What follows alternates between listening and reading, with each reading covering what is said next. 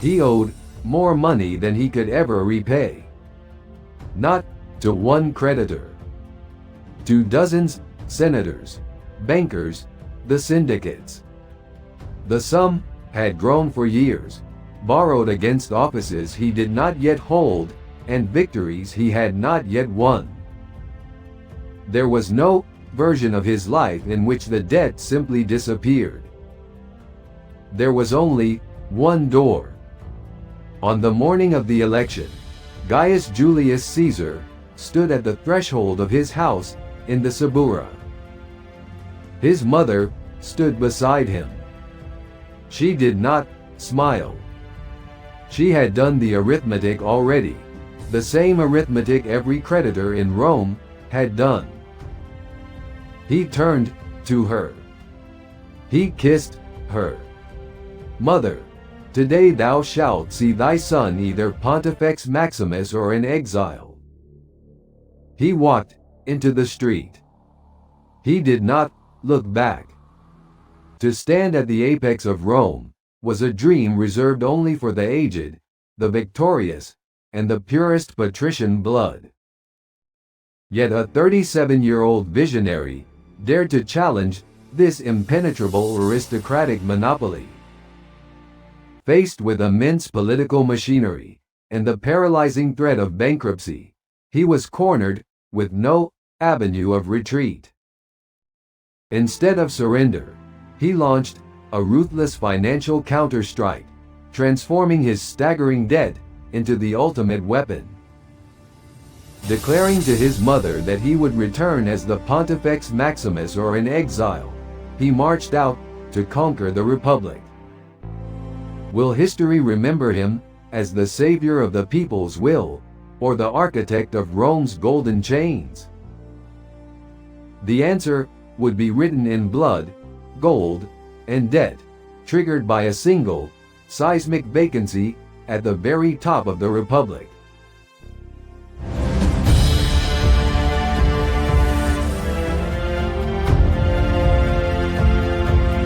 The machinery of ambition. The year was 63 BC, and the heart of the Roman Republic was beating with an erratic, feverish pulse. The ancient city of Rome, a sprawling labyrinth of marble, stone, and boundless human ambition, found itself standing at the precipice of a monumental shift.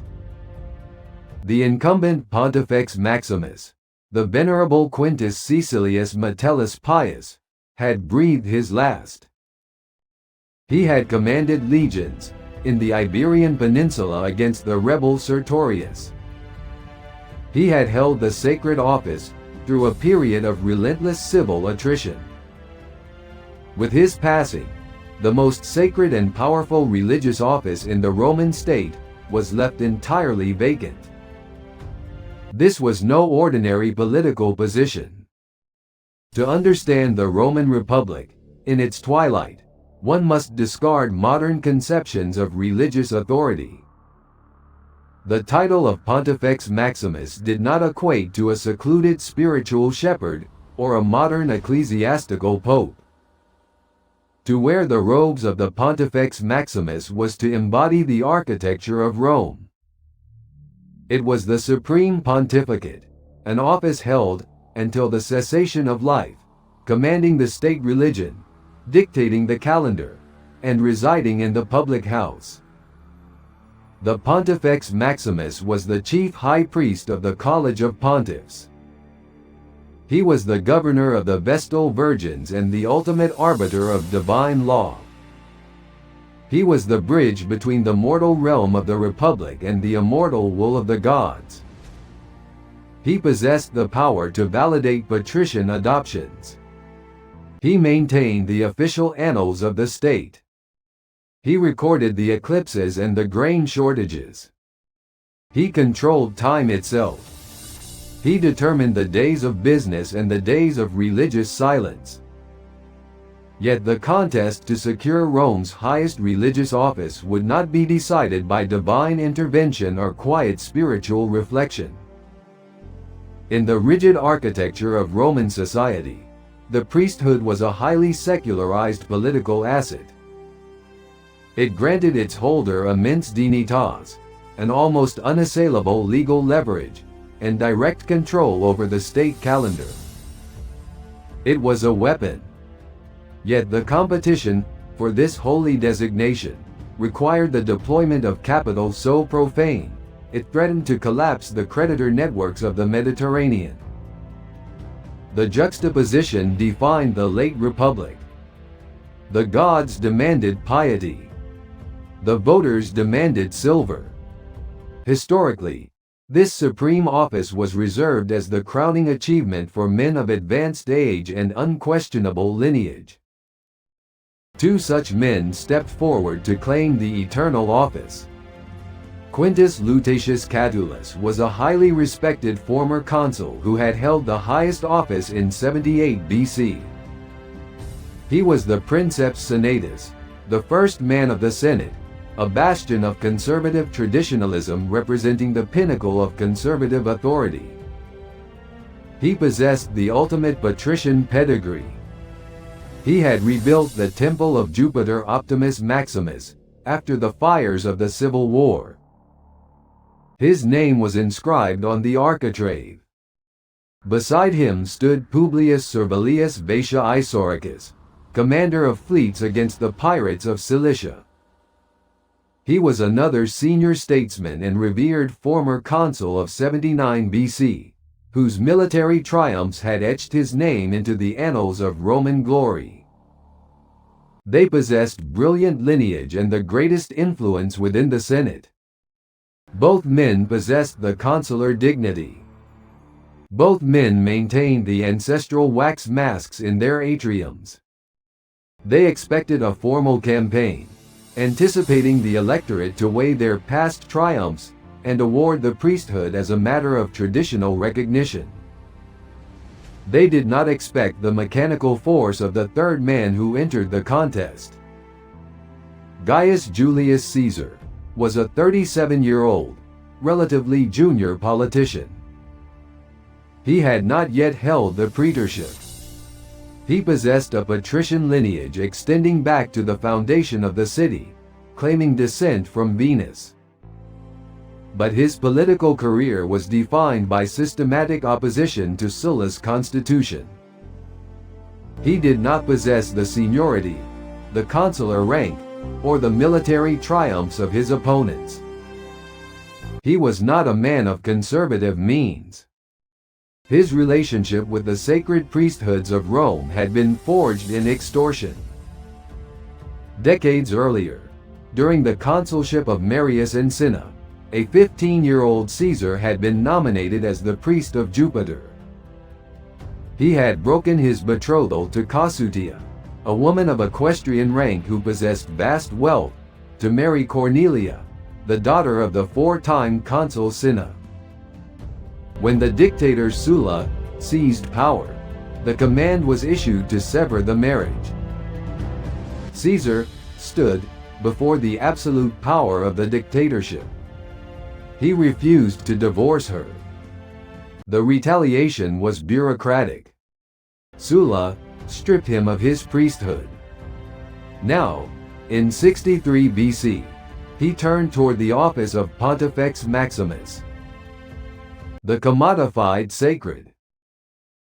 For decades prior, under the Lex Cornelia de Sacerdotes, the election of new pontiffs was conducted entirely by co-option. This was the strict constitutional framework established by the dictator Sulla. It had been an elected office once, filled by the votes of ordinary citizens in the comitia.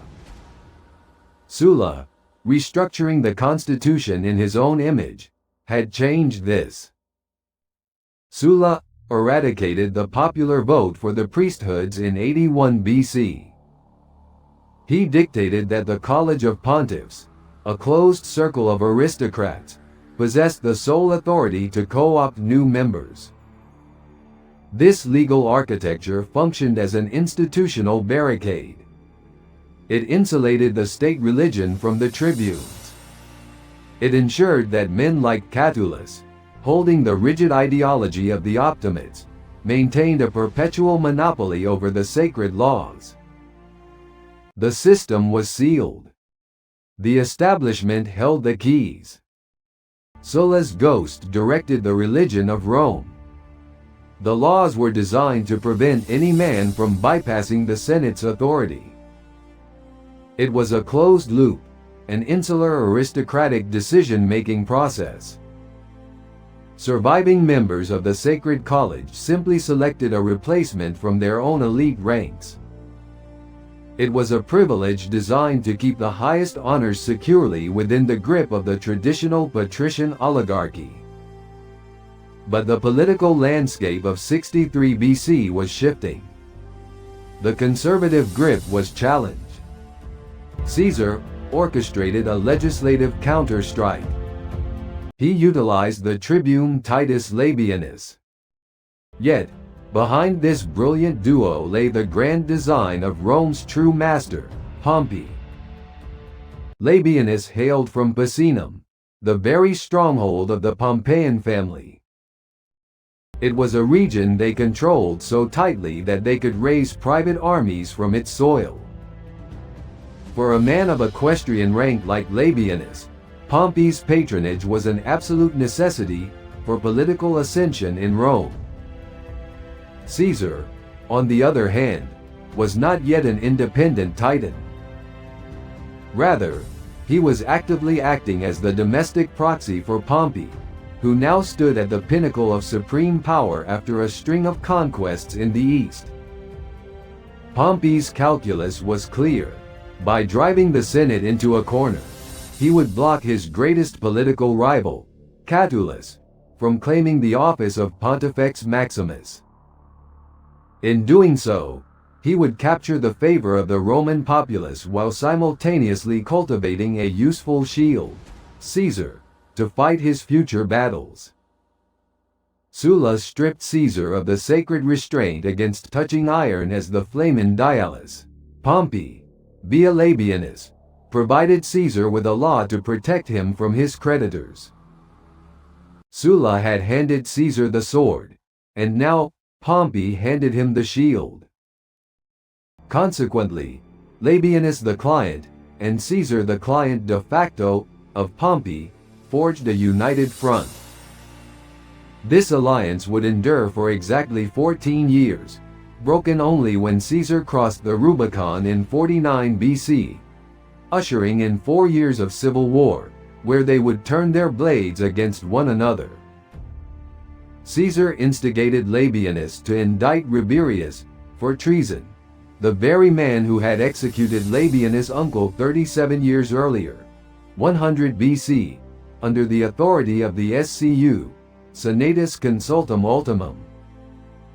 Meanwhile, Caesar took a seat on the specially appointed two-man tribunal, Duumviri, alongside his relative, Lucius Caesar. Officially, it was the result of a random draw, sortitio. But out of hundreds of senators, exactly 2 Caesars were chosen, a miracle that no one in Rome believed to be a coincidence. It was a perfect setup. Labienus the prosecutor would thrust the blade, and Caesar the judge would deliver the killing stroke. The Senate was thrown into an uproar. Even Cicero, the consul and the greatest orator of his time, was forced to step in. Desperate to prevent their ultimate license to kill, the SCU, which allowed them to execute Roman citizens without a trial, from being declared illegal, the patricians exhausted all their energy defending Rabirius. In the end, the Optimates barely managed to halt the trial by resorting to a desperate trick. They invoked an ancient religious custom to lower the military flag, bringing the proceedings to a forced end. At that exact moment, Tribune Labienus wielded his authority to convene the popular assembly. He launched a surprise attack by introducing a new bill, the Lex Labiena. This bill, modeled on the earlier Lex Domitia of 104 BC, directly targeted Sulla's religious laws. It stripped the patrician priesthood of their monopoly on appointing the Pontifex Maximus, chief priest, and returned that power to the citizens. According to the historical accounts of Cassius Dio, carefully preserved through the centuries, this sweeping legislative bill violently dismantled the Sullan consensus. It struck a fatal blow to the old patrician privilege, stripping the priestly college of its traditional right to co-opt new members. In its place, the law returned the power of selection to the hands of the Roman people. It was delegated specifically to the Comitia Sacerdotum, a minor assembly consisting of exactly 17 tribes. These tribes were chosen by lot from the total 35. This legislative maneuver changed the nature of the office overnight. The selection process was dragged from the hushed, incense-filled aristocratic halls of the priestly college straight into the chaotic, sun-drenched dust of the public forum. The sacred was now subject to the ballot. The Lex Labiena opened the floodgates for extensive canvassing, populist appeals, and extreme financial persuasion. To the aristocratic elite, Caesar was an audacious upstart, a man whose ambition vastly outstripped his station and his purse. He had served as aedile 2 years prior, in 65 BC, a magistracy during which he executed spectacular, ruinous extravagance. He had decorated the Comitium, the Forum, the adjacent basilicas, and the Capitol with temporary colonnades. He had exhibited combats with wild beasts and funded stage plays. The populace remembered the spectacle. But this populist strategy had come at a catastrophic cost. What Caesar possessed now was a staggering, almost incomprehensible mountain of personal debt. The campaign quickly metamorphosed from a dignified quest for religious leadership into a brutal, unforgiving financial arms race. This sudden escalation highlighted the jarring contrast between the sacred, divine nature of the priesthood and the grimy, material realities of Roman elections. In the intricate patron-client system of Rome, the line between expected generosity, known as largitio, and illegal electoral bribery, termed ambitus, was constantly blurred. Caesar understood that he could not rely on seniority or aristocratic entitlement. He initiated a massive logistical operation of financial distribution. The ancient chronicler Suetonius wrote over a century later with the benefit of the imperial archives in his work De Vita Caesarum. He explicitly records that Caesar utilized effusissimus elargitione bus, or profusissima largitio, the most lavish and uncontrolled bribery. Caesar transformed the sacred election into a subterranean marketplace. He sought out the operatives within the 17 randomized tribes. Silver and gold flowed through the winding streets of Rome. They transferred enormous sums of borrowed sesterces, whispered promises, and purchased loyalties. Coins were distributed in the darkness. His creditors watched the debt swell. To secure the supreme pontificate, he systematically commodified the sacred. The holiest office in the Republic was bought with the deployment of dirty money. Caesar borrowed against his future. He accessed the reserves of Marcus Licinius Crassus. He approached the syndicates of the Publicani. He mortgaged the expectation of his eventual military commands. Unintentionally, this ruthless electoral crucible was laying the groundwork for the first triumvirate. Caesar, once a client to Pompey and Crassus, was rising to stand as their equal. Caesar leveraged everything he had, and more importantly, everything he did not have, to buy the ultimate prize. The binary gamble. The favor of the voting populace appeared to be equally divided among the candidates. Recognizing the existential threat posed by Caesar's aggressive financial deployment, the senior conservative, Catullus, grew anxious. He dreaded the uncertainty of the issue. He saw the sacred office slipping from the grasp of the Senate's elite and falling into the hands of a radical, debt-ridden populist. In a desperate attempt to restore predictability to the process and neutralize his younger opponent economically, Catullus dispatched an envoy. The biographer Plutarch, in his Life of Caesar, documents this tense, high-stakes encounter. The message contained a singular proposition: desist from the ambitious project and withdraw from the election. In exchange, he would receive a staggering, substantial sum of money. Catullus offered to buy Caesar out of the race, likely citing their glaring disparity in age, seniority, and dignity. It was a golden parachute to save Caesar from his creditors. Caesar listened to the envoy. He considered the silver of Catullus. The offer represented safety, a reprieve from the crushing weight of his creditors. But Caesar's response was a masterclass in psychological warfare, calculated risk, and unwavering ambition. Looking upon the envoy of the Princeps Senatus, Caesar coolly declined Catullus' magnificent offer. He stated that he would not desist, declaring that he would carry the contest through to the end. Furthermore, he boldly informed the establishment that if he lacked the funds to match Catullus, he would simply borrow a larger amount of money to continue his campaign. He dismissed the envoy. He went to the moneylenders. He signed for more silver. He distributed the coin. The bribery escalated, and the sacred office was submerged in a flood of unpayable debt. To Caesar, money was not a measure of wealth. It was merely a weapon, a lever with which to move the world. As the campaign reached its fever pitch, the financial burden Caesar had assumed meant this election held terminal, existential consequences. He had engineered a situation where he had to achieve absolute victory or suffer total annihilation.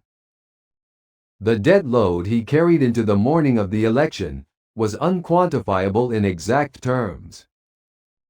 However, ancient sources later cite unpayable figures reaching into the tens of millions of sesterces.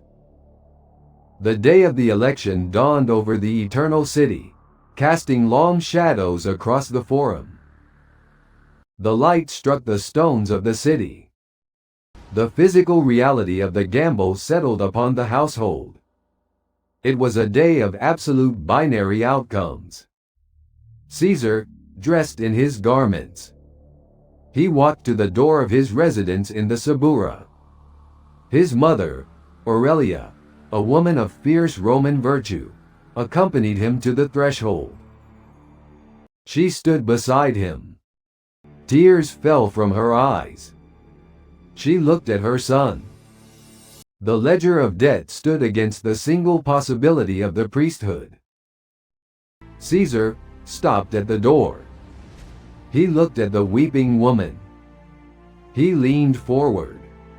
He embraced his mother, and he kissed her. While the Greek transmission by Plutarch and the Latin transmission by Suetonius differ slightly in exact phrasing, the echoes of antiquity agree entirely on the core sentiment. He delivered a statement of fact, stating with clarity, "Mother, today thou shalt see thy son either Pontifex Maximus or in exile." He turned away. He walked into the streets, leaving the crying woman at the door. The physical action was complete, but the words hung in the air, a perfect encapsulation of the psychological clash between the sacred illusions of the Roman state religion and the grim reality of his existence. Historians interpret this statement not merely as a dramatic rhetorical flourish, but as a literal legal reality. The election for the Pontifex Maximus was a binary gamble of epic proportions. Absolute victory would grant him the prestige, the sacred authority, and the potential legal immunity of the Pontifex Maximus.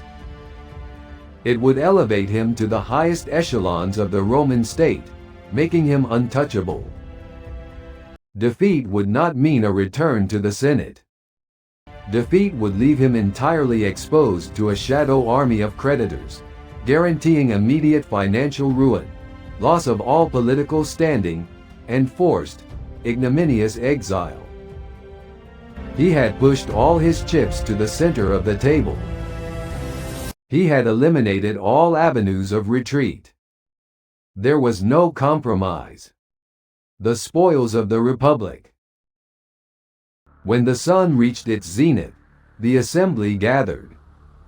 The tension was palpable, a thick, suffocating blanket over the Roman populace. The 17 tribes assembled in the designated areas. The magistrates cast lots to determine the voting order. The citizens moved through the septa.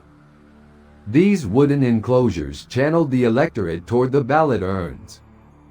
The voters ascended the narrow wooden bridges. They received their wax tablets. The rogators stood by the urns to monitor the deposit. The voters dropped the tablets. The sound of wood striking wood echoed in the enclosure. The counting process commenced. The derivators sorted the ballots. The clerks tallied the marks on the wax. The political agents of Catulus and Isauricus watched the urns. They observed the physical manifestation of Caesar's borrowed silver. The numbers accumulated on the counting boards. The tally was recorded. The numbers were calculated. And then, the will of the people was declared. Gaius Julius Caesar emerged victorious. The defeat of Catulus and Isauricus was absolute. The scale of his triumph sent shockwaves through the foundations of the Republic. He decisively defeated the two men who were his superiors in age and rank, sweeping the assembly. Suetonius notes the remarkably decisive nature of the victory, stating that Caesar completely humiliated his two senior competitors. He records a detail that has intrigued and frustrated historians for centuries. The young, indebted aedile polled more votes in the specific home tribes of Catulus and Isauricus than those two venerable statesmen managed to secure in their total count combined. The voters of his enemies' own domains had taken his silver and delivered his priesthood. Modern historiography, approaching this claim with critical distance, often treats it as hyperbole. Ancient texts like those of Suetonius and Plutarch, housed today in global repositories like the British Library and the Bibliothèque Nationale de France, often prioritize character anecdotes and moral drama over structural political analysis. It is likely a piece of post-election rhetoric generated to emphasize the total and humiliating collapse of Catulus' political influence. Yet, even if exaggerated, the magnitude of Caesar's undisputed conquest is undeniable. The mists of time have obscured specific historical gaps regarding the profound financial logistics of the campaign. The exact monetary amounts borrowed, the specific staggering sum offered by Catulus, the identities of the shadowy creditors, and the precise numerical vote counts cast by the 17 tribes remain lost to history. The news spread through the forum. The election was over. The man who had been stripped of the priesthood of Jupiter by Sulla now held the title of Pontifex Maximus. He would read the omens. In the aftermath of the election, Caesar relocated his belongings into the Domus Publica on the Via Sacra. He was now physically positioned in the most visible, high-traffic political and religious center of Rome. The crushing debt remained, but it was shielded by the armor of the Supreme Pontificate. The office provided him with the dignitas he craved, the legal shield against his creditors, and an unparalleled platform for his future ascent. The office of Pontifex Maximus was for life, and Caesar's life extended 19 more years past the morning of the vote. He held it through the conquest of Gaul, through the crossing of the Rubicon, through the Civil War and the 5 triumphs and the dictatorship, and the assassination in the hall attached to Pompey's theater. The Senate heard the numbers. The nobles absorbed the data. The Senate and the nobles were made afraid. They looked at the new high priest of Rome, recognizing the terror of a man who possessed nothing to lose. They recorded the votes in silence. Ultimately, the 63 BC election for Pontifex Maximus stands as a towering monument to a changing Rome. Somewhere in the Suburra, a creditor came. He had signed the loan the way most men signed loans to Caesar that year. He came to the house to ask when he would see his silver again. The slave told him where Caesar had gone. Not into exile. Into the Domus Publica, on the Via Sacra, the residence of the Pontifex Maximus, chief priest of Rome, for life. The creditor turned around. No one asked for repayment again.